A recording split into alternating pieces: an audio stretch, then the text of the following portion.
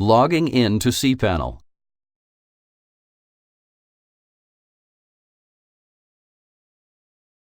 This tutorial will show you how to log in to cPanel. With your web browser, enter the URL of your cPanel. cPanel can be accessed with any of the following URLs.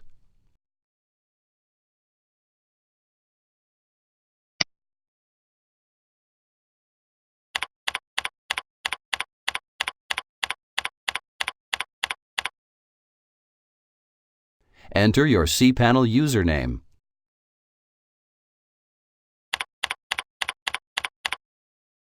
Enter your cPanel password.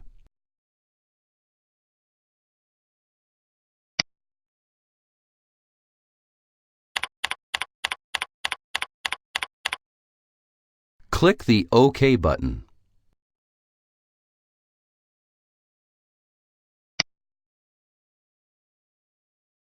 Congratulations! You now know how to log in to cPanel.